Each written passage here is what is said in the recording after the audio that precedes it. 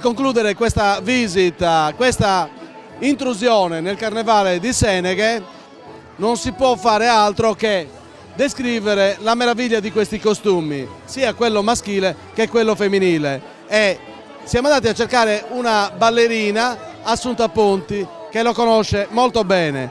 Assunta, descrivici questa meraviglia.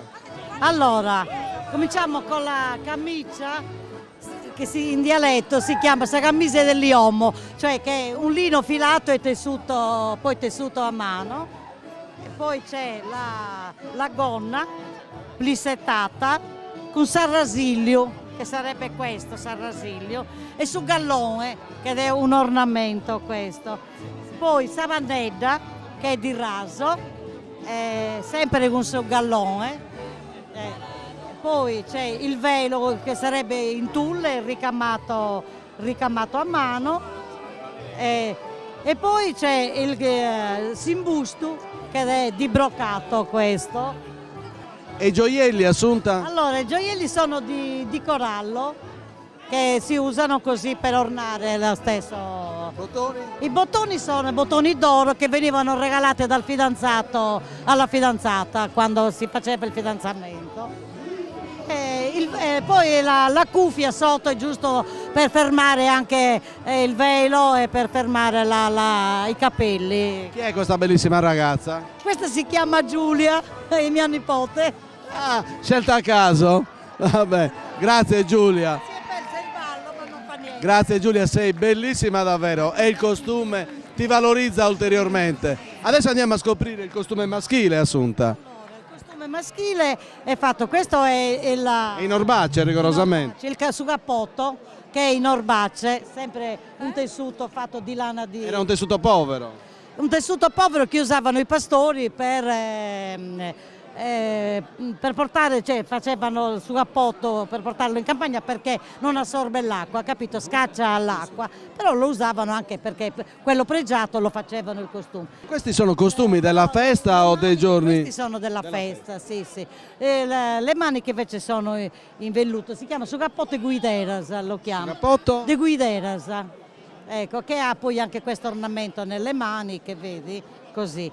Questo si chiama sugosso in vezese, questo, che è una sorta di doppio petto. Sì, sì, sì, sì, così. La camicia lo stesso, adesso si dice alla coreana, però anticamente la facevano.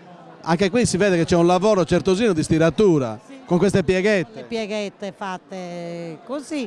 È lo stesso, c'è stata una modifica, prima si usavano su scarzone d'edella, no? E adesso poi dopo... Sì, questo è stato introdotto. È stato introdotto in epoca abbastanza recente. Nel Montiferru soprattutto si usano questi pantalone lungo. I pantaloni lungo così adesso di velluto, ma una volta era di panno. Era di panno, sì. Lo usano anche a Santo Lussurgio, a Cuglieri e se non sbaglio anche a Paulilatino anche, più o meno si assomigliano. Chi è questo bel giovane? Questo è Salvatore Usai. Anche questo è tuo nipote? No, questo è un amico di Giulia. Un ballerino, Diciamo che è un ballerino? Diciamo che è un ballerino, va bene, un amico di Giulia. Grazie Giulia, grazie Salvatore. Grazie Assunta, grazie. Chiaramente tutto quello che abbiamo visto fino adesso, le persone con le quali abbiamo parlato, sicuramente qualcuno ha un artefice, qualcuno che lo ha organizzato, e organizzare un avvenimento come questo, un evento così importante, non è una cosa da poco. Tore Pintus, cosa c'entra la leva del 60 in tutto questo? Ma l'idea di coinvolgere la leva, diciamo che è una novità che è iniziata l'anno scorso con quelli della classe del 1959, ossia i cinquantenni dell'anno scorso. Per cui su questa iniziativa abbiamo pensato di poter continuare questo evento, che ha diverse finalità. Innanzitutto quella sicuramente di organizzare la festa di Santa Maria, dove il carnevale... Maria è la festa principale del paese. Maria è la festa principale. Si tiene? Che si tiene il 2 e il 3 luglio. Naturalmente in tutta questa organizzazione il carnevale è parte fondamentale. Quindi l'obiettivo è sicuramente quello di organizzare questa festa, ma ulteriore finalità è quella di coinvolgere i coetanei, ossia i cinquantenni del 2010, in quella che possiamo chiamare anche una socializzazione di tutte le famiglie e di tutti i cinquantenni, per cui vera novità importante possiamo dire che è soprattutto questa, quindi quella di fare società, quindi socialità con tutti i cinquantenni, e sicuramente il Carnevale e la festa di Santa Maria sono le parti principali di questa organizzazione.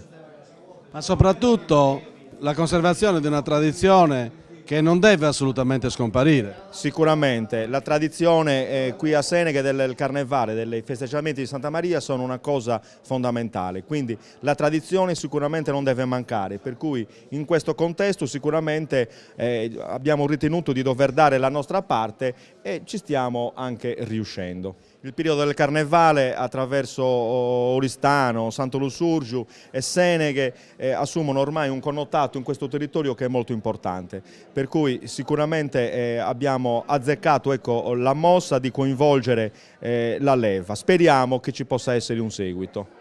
Sicuramente ci sarà. Io chiedo a Stefano, il nostro bravissimo operatore, di riprendere questa bellissima signora che non vuole parlare perché è emozionatissima, però guardate lo splendore del costume. Assunta Ponti ce lo ha descritto, lei lo porta tra l'altro in maniera estremamente positiva, è bellissima. Rossella, te lo posso dire? Grazie. Dopo la descrizione dei costumi fatta, sia quello maschile che quello femminile, fatta da Assunta Ponti, stiamo veramente concludendo la nostra visita a Seneghe, dove abbiamo cercato di raccontarvi le peculiarità di questo carnevale straordinario.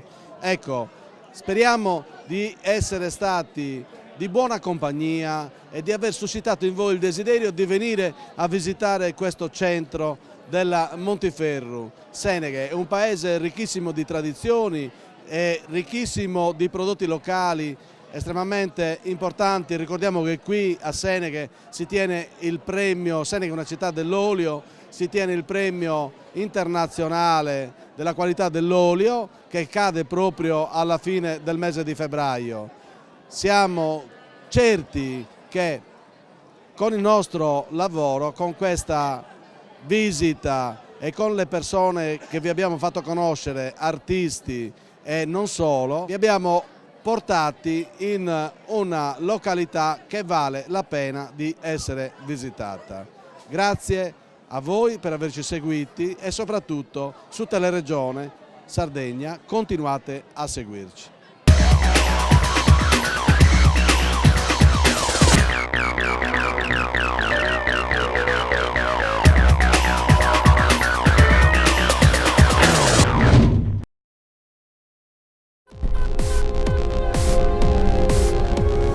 Teleregione Sardegna seleziona personale in tutta l'isola.